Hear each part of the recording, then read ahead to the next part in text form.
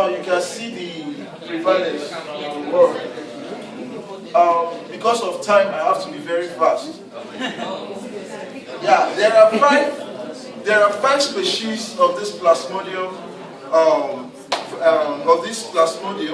but the ones that causes malaria are four. The Plasmodium falciparum, the Plasmodium vivax, the Plasmodium ovale, and malaria. But the most dangerous is the Plasmodium falciparum. Now, okay, I've already mentioned this. So the development of malaria occurs in two phases. The first phase in human is known as the exoerythrocytic phase, while the second stage is the erythrocytic phase. The first stage actually occurs in the liver, because that's the first place where this parasite gets into humans. Now, the second phase occurs in the bloodstream after it completes its phase in the liver. Now, I don't have to go too much into it because of time. I was given a very short time, so but yeah, at least we've known that there are two phases of development of this parasite in humans. So we can actually see the life cycle, how they release the morozoids from the liver to the blood, erythrocyte, and then later it gets back. Now, this female anopheles mosquito, when it bites someone, or when it bites somebody actually, it exchanges, not like me,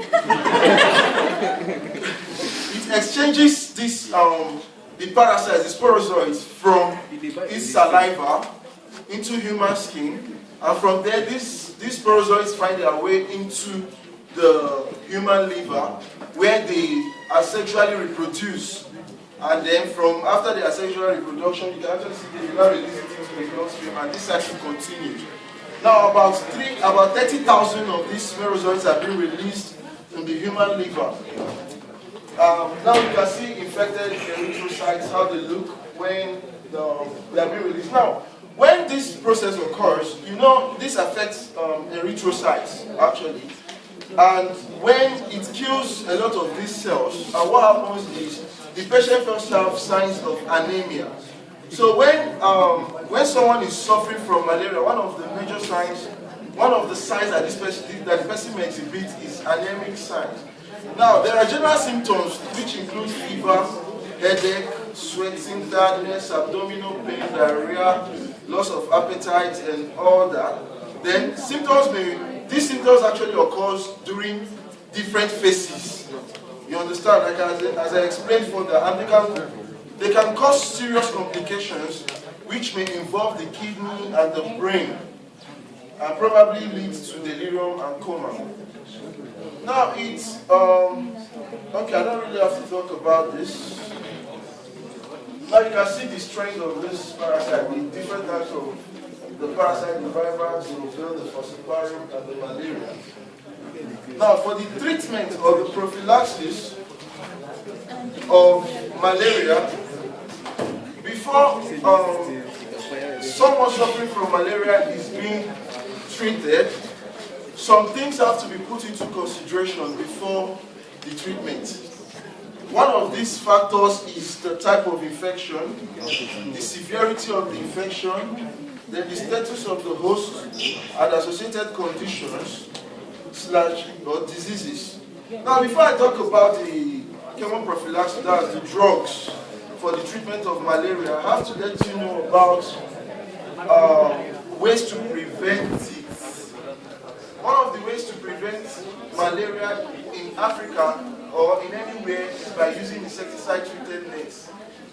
Then probably you can actually wear long clothes to prevent the bites from these female anopheles mosquitoes. And then thirdly, you can, like places where we have water logs, like a lot of water has been logged around, you can actually drain those cells and make them dry, because these parasites, during their development, they actually breed under it. And there are a lot of ways to actually prevent this. You can use chemicals, you can use DDTs, you can use oil and stuff. So, and another way to prevent it actually is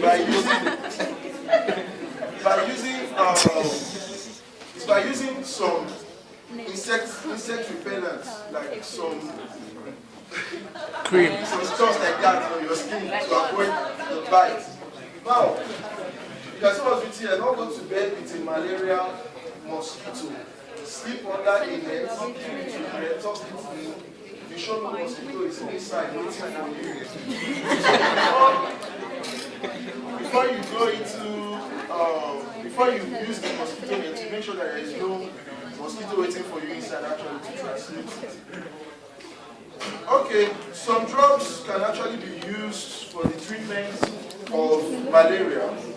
And these drugs, they have their different aims. Now, if you want to alleviate the symptoms, like symptoms that are caused by the blood forms of the parasites, we use drugs like chloroquine, quinine, artemisinin, and some combinations like maybe Malaria.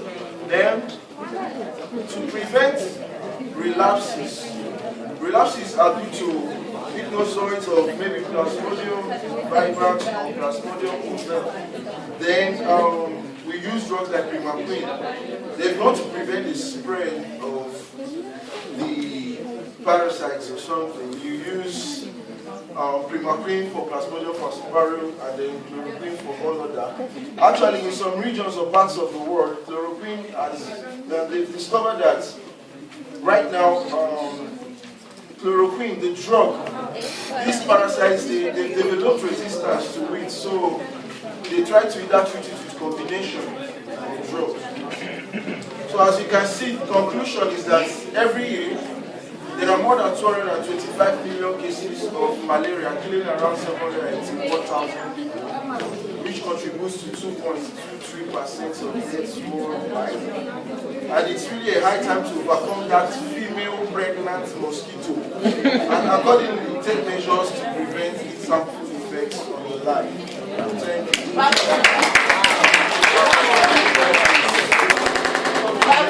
you. Why you asking? This Shanta self. Which kind of question be that? Because the male mosquito cannot transmit malaria. Why?